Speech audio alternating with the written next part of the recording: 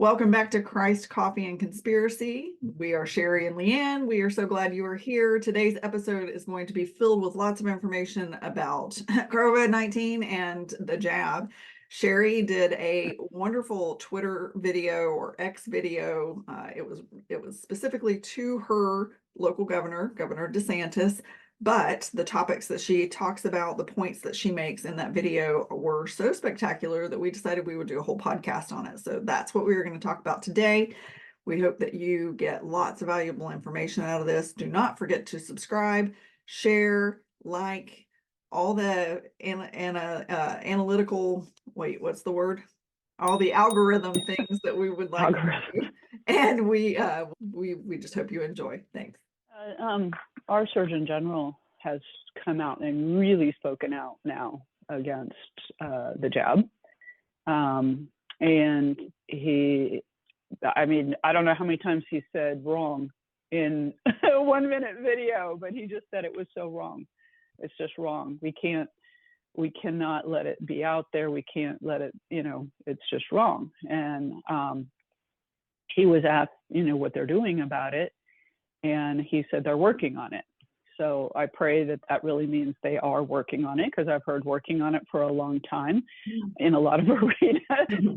And so, they're working on the J6 people. They're working on the border wall. They're working on so many different things. And it's like, I pray that they are. And and so I was actually in our, I'm in Central Florida in Seminole County, and I am a part of the Seminole County Republican Executive Committee, and which is actually, you are elected. It is an elected position.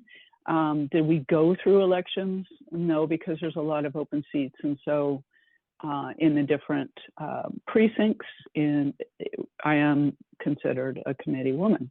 So that's what my position is. And basically we're a spokesperson for our precinct. Oh, so we cool. Get in and so we get in and we door knock and whatnot. And so my husband and I, we door knocked many, many weekends to ensure that Governor DeSantis got in office. He promised that he would not be running for president. He promised that he would be our governor, and that he wouldn't leave us and he would take care of us, as he did pretty well through the whole COVID scamdemic, because that's what it was. But so in our rec, actually I think it was back in May, I am the committee, I'm the chair of the committee for the Health Freedom Committee for our rec. And we brought forward, our first resolution that we brought forward was called Ban the Jab.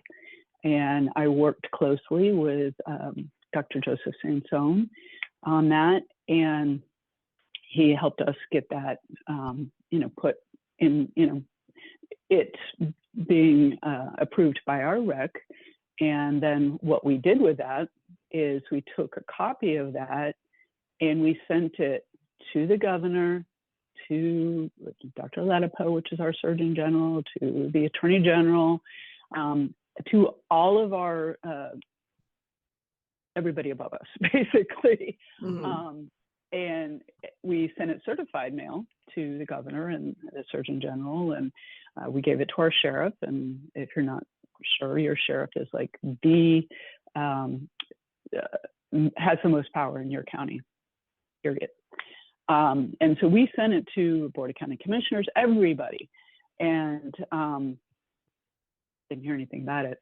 10 counties actually passed that Ban the Jab, and asking for the Governor DeSantis to ban the jab. And this has been going on since, I think, March of last year. So we're coming up on almost a year that we've been asking. And that's a lot of constituents in 10 counties in Florida. Yeah, we have 67 counties, I think, but that's still a sixth of the counties. And some of the counties probably can't pass it in their wreck, only because we have rhinos.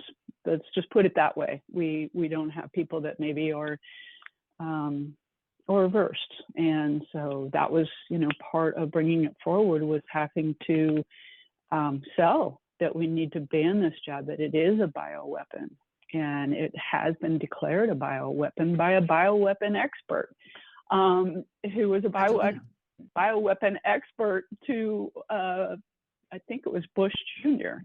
So President Bush. I mean, he knows what a bioweapon is, okay?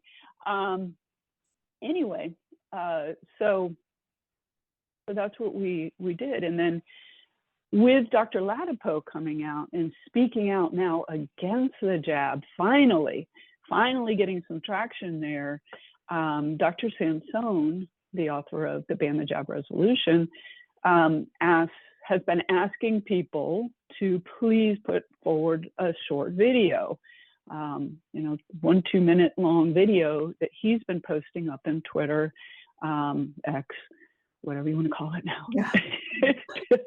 The website still says Twitter, by the way. Good luck, Elon, getting us to actually start calling it that. Right, whatever it is. That, and you know, it's being put in different places. He's got him out on his Rumble channel, and so he's trying to get it spread out, and he's tagging different people, and he believes that the Attorney General, Dr. Ladapo, is paying attention and is listening to that. So he's like, we got to keep, you know, putting this information out there for him. So he did ask me if I would create a video. And so I did. And I finally got the guts to do it, because yeah, it's kind of nerve-wracking. At the same time, it is exhilarating that to step forward and do that, because I asked my husband, are you okay with this, that I do this? Because who knows what, you know, may happen with that. Will there be any repercussions? I don't know, but it's time to speak truth. And too many people are getting hurt. Too many people are getting killed by this bioweapon. Yeah. Because honestly, that's what it is. So COVID itself was a bioweapon, and so was the jab. And I know that, you know, for some people that took it and they didn't understand, or they had to do it for a job or whatnot, you know, I understand. And it's, you know, the truth keeps pouring out, the statistics keep pouring out about it. And, you know, what I would say to that is, please don't do anymore. Yeah. And there are things that you can do, and there are tests that you can take to see, you know, if there's any repercussions from that. And unfortunately, they're also finding the people who didn't take the jab are also getting the shedding from it. So we are experiencing, or can experience, some of the same symptoms. So I did a video, and it's 11 points on why Governor Ron DeSantis, or really any governor, should ban the jab in their state.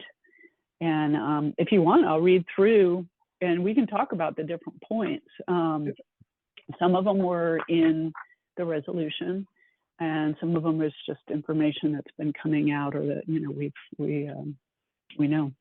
So I did them in backwards. So number 11 was, all age groups had over a 99% probability of surviving COVID-19. Only those with 4 to 5 comorbidities had a lower chance, same as the common flu, which mysteriously disappeared in 2020. Yeah. Yeah. People are testing positive for the flu again, by the way. Imagine that. Oh, yeah.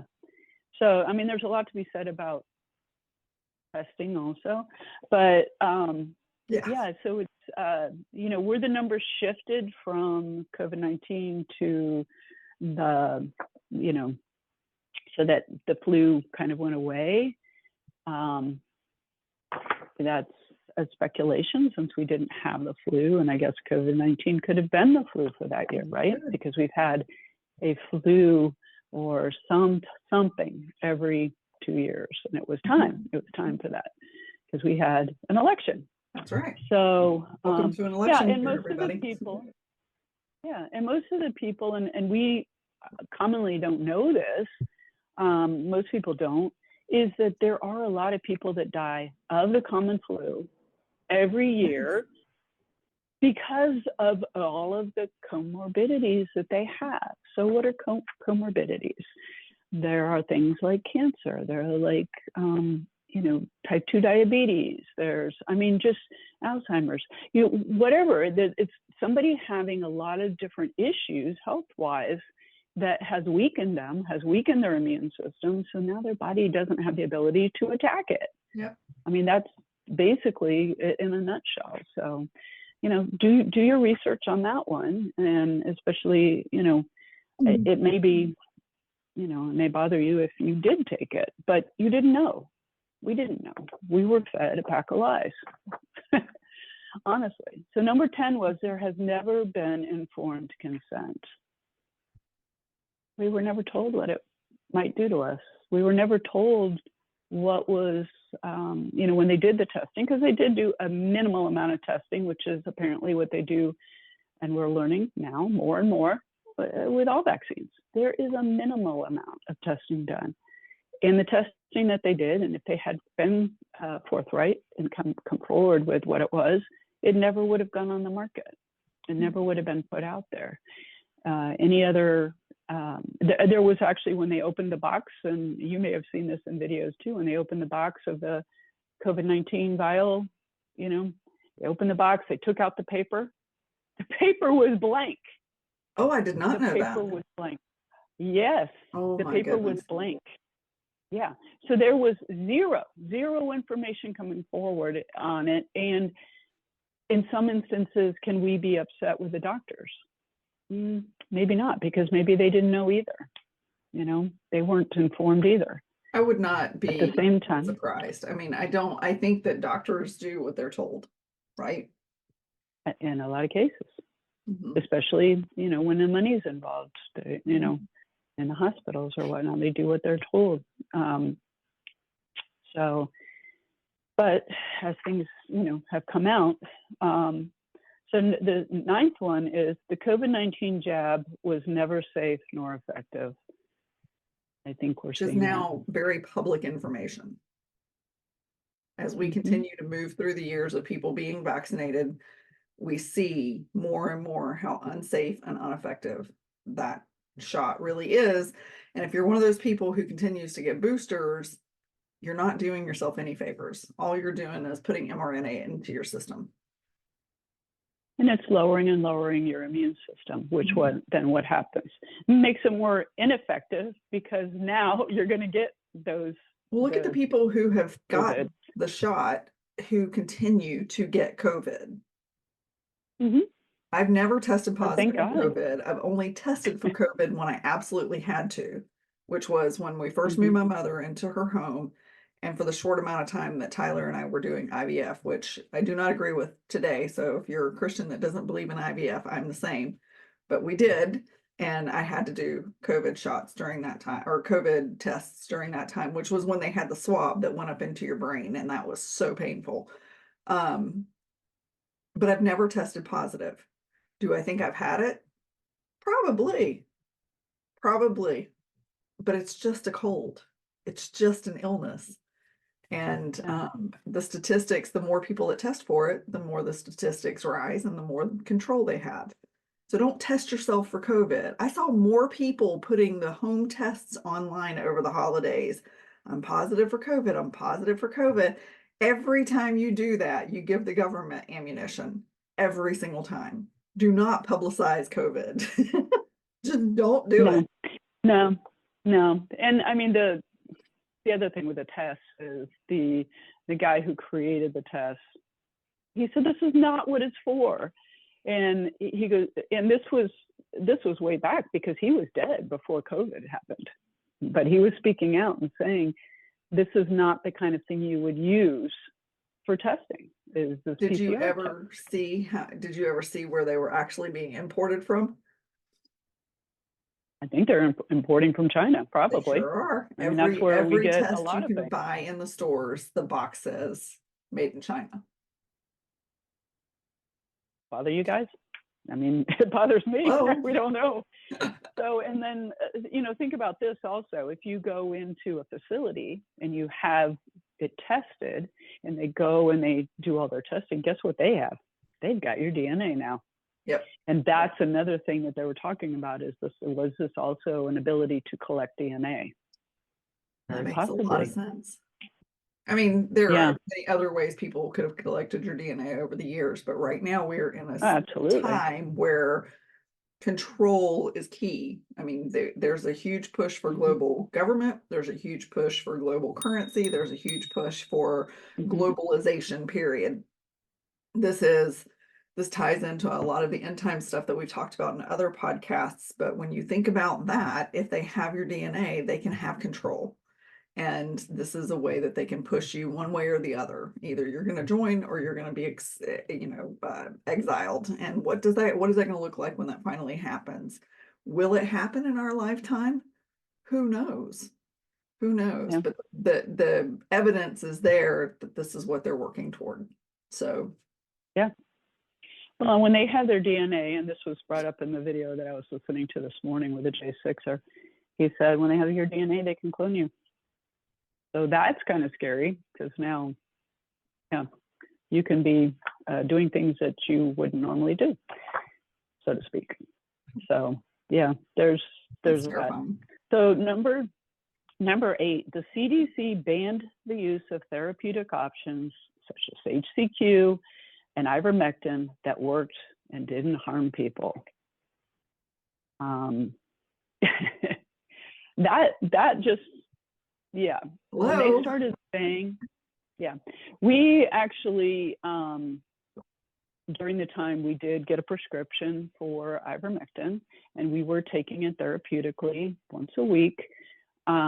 We had gotten it prescribed by a doctor, and the doctor called it in to the pharmacy, and I want to say it was Walgreens. And the first time they filled it, and the second time they refused. They refused. They are playing doctor. They don't know what I need that for.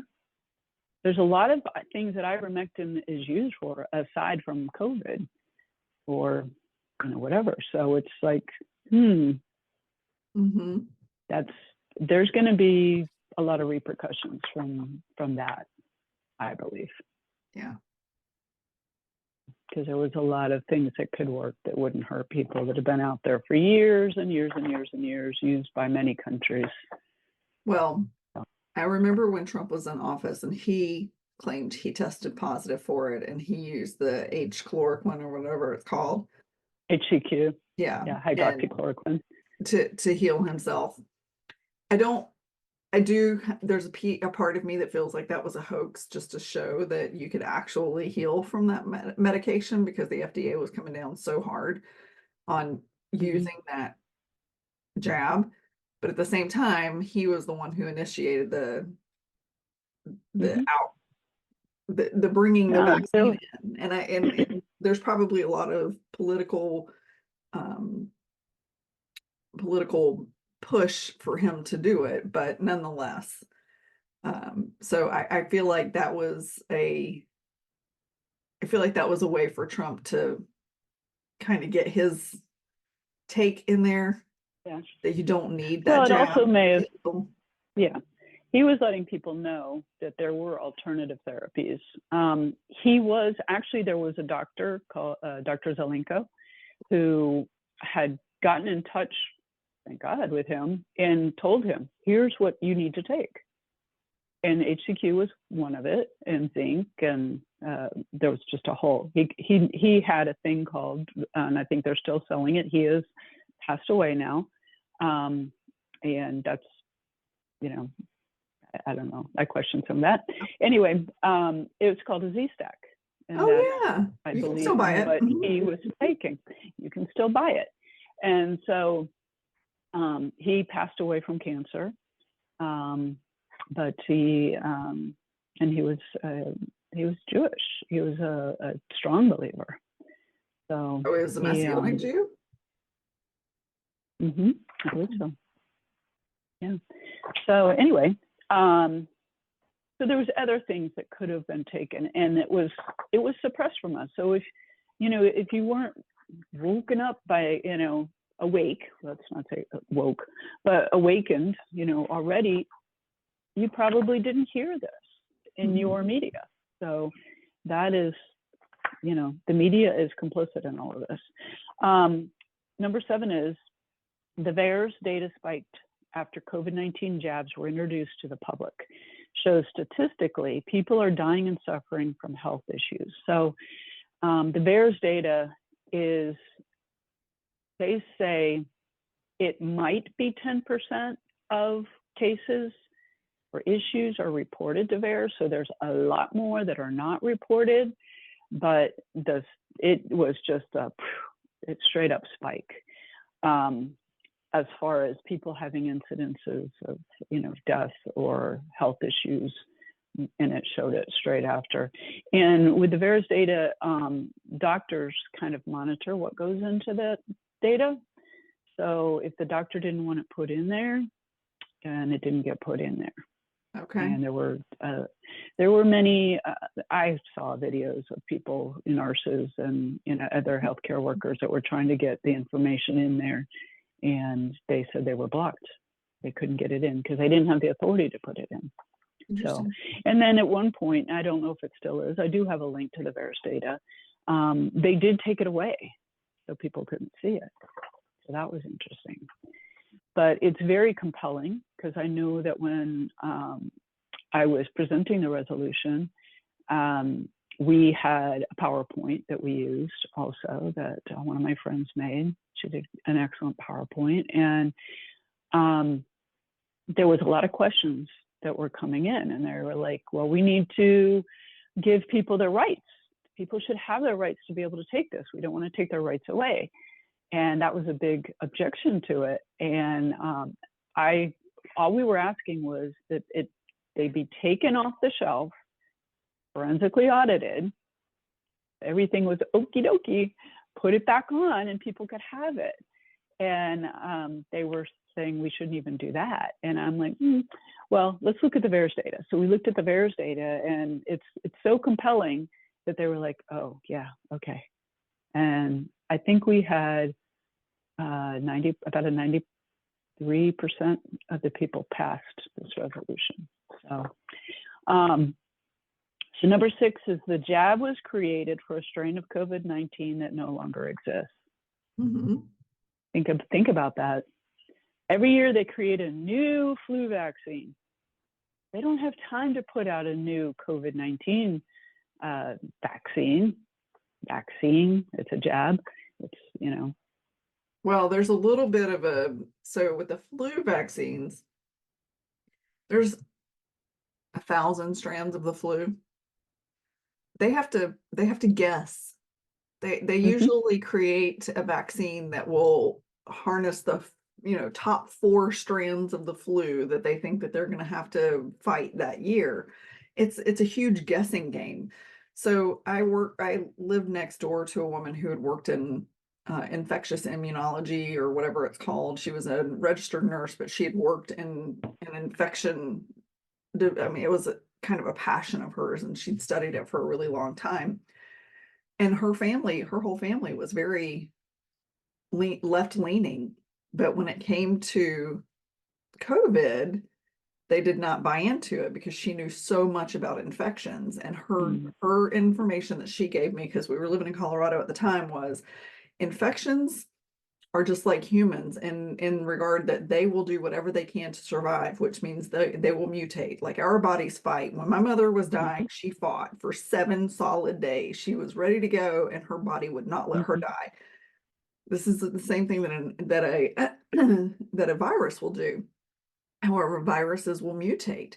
And so you can't create a medication to fight a virus that comes out in 2019 and that same medication work in 2023 or 24, because that virus, as we know, has mutated how many times since then? They've called it every name under the sun now. I mean, at one point it would seem like every 2 weeks it was mutating into something else. And my question too was, people were being told, I mean, this has come up in my head, I'm like, this doesn't make sense to me. People were being told they have, strain Z now. When they test positive with their home PCR test, they're being told they have, well, you have strain Z now. Well, how do you know? Yeah. The PCR test doesn't tell you that. Nope. Nope. It doesn't tell you what you have, honestly. They just say that's what it's testing for. Yep. And they had to jack up the cycles on it to make it be able to actually find it in your body. So, why there was a lot of false positives, or, I really don't even feel bad. I don't know how I have this. It's probably because your body had fought it and there was particles in your body from it. My mother went. Your body did what it was supposed to do. My mother went into the hospital and tested positive for it when she was completely asymptomatic. The only reason they tested her was because they knew it had happened, that it had been in the house. I guess they told them when they took her by ambulance. So I'm still waiting on her death certificate. If COVID is on her death certificate, I'm going to lose my mind. I'm going to sue the state. Yeah, please do. Please do. They did that so many different times, and that's honestly, it's money. I don't got think paid hospitals are for getting every the time kickbacks now, but yeah. So I pray they're not, because that's just too much incentive for them. Yeah. Yeah, it's crazy. I heard a story of somebody being tested like 11 times before he actually tested positive. This was in the hospital. He came in for like an auto accident or something, and they kept testing him and testing him and testing him. It finally got that test on him, and then they started treating him, and the man never came out of the hospital. Yep. He died.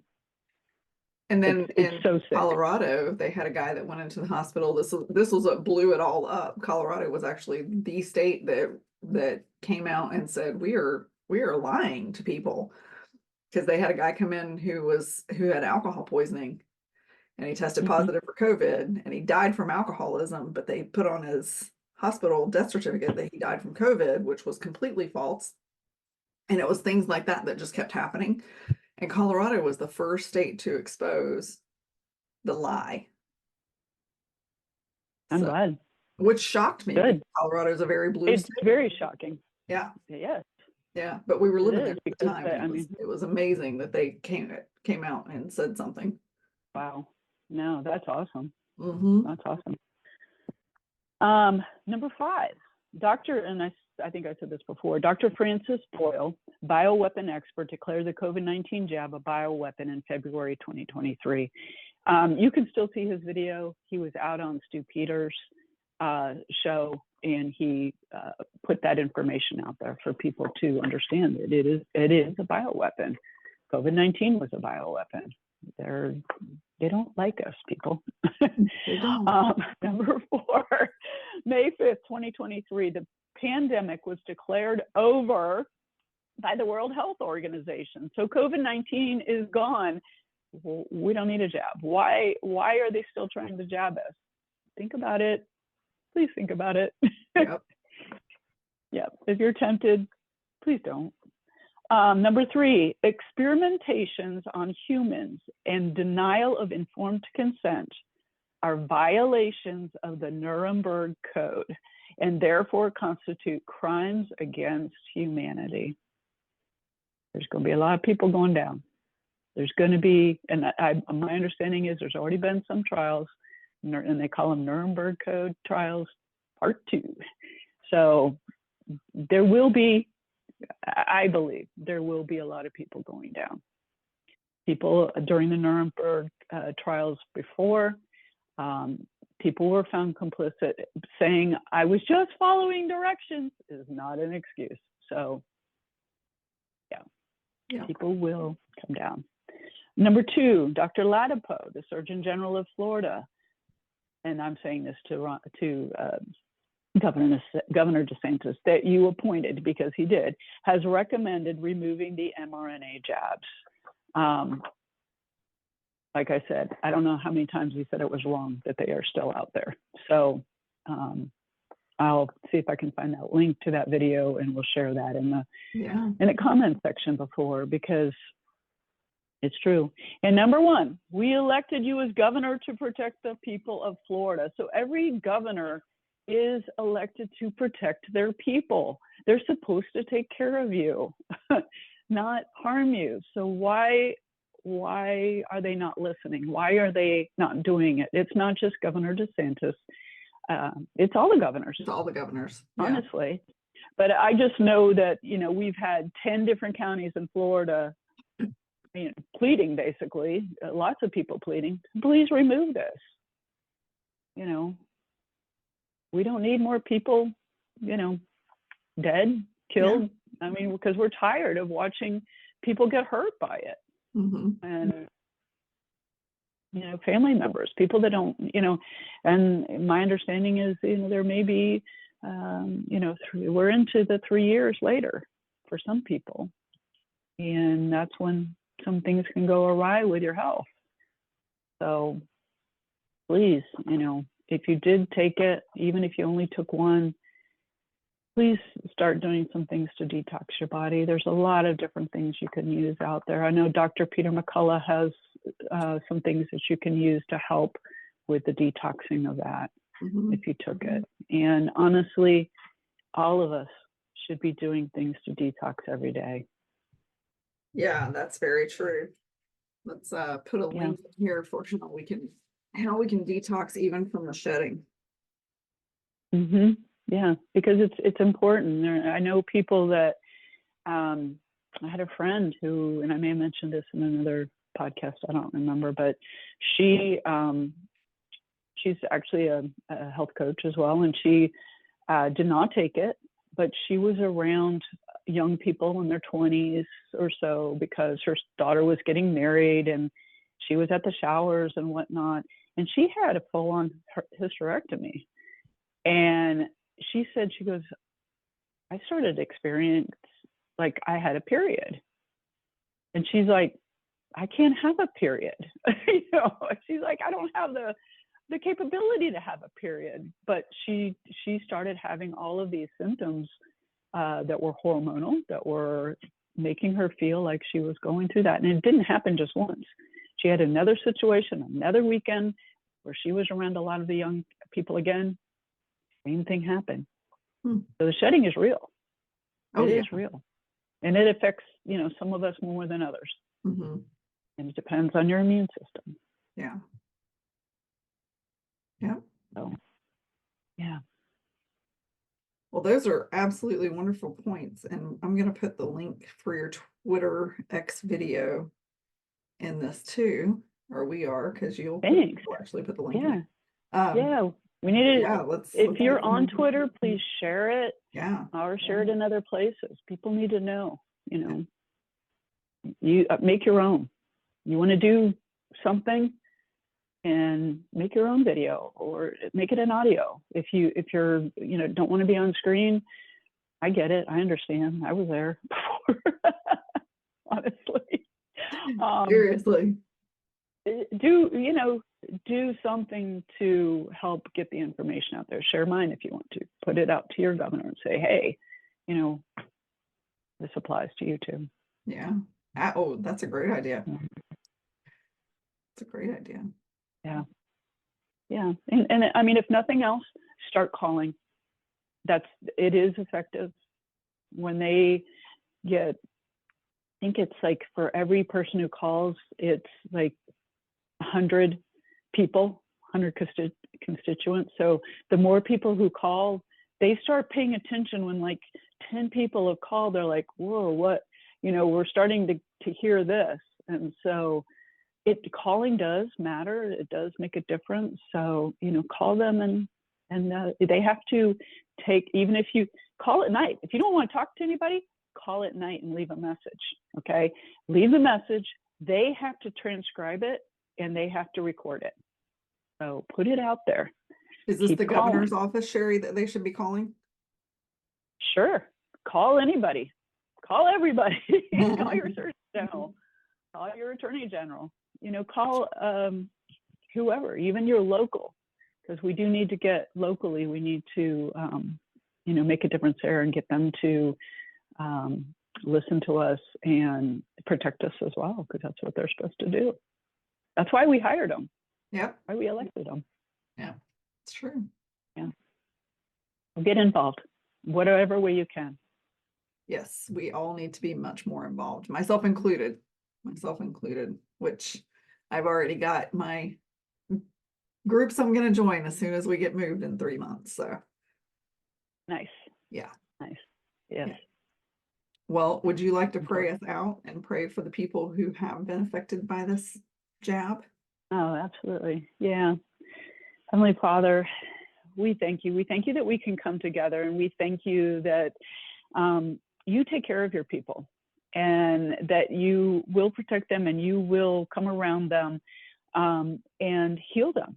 If they have taken this jab and they had to do it for one reason or another, or they didn't know, or they had to do it for their job, or whatever it was, you know their hearts, Lord. And we know that, you know, if they ask forgiveness, if they repent from this, that you will come in and you will help clean it up. And we thank you for that. We thank you for that.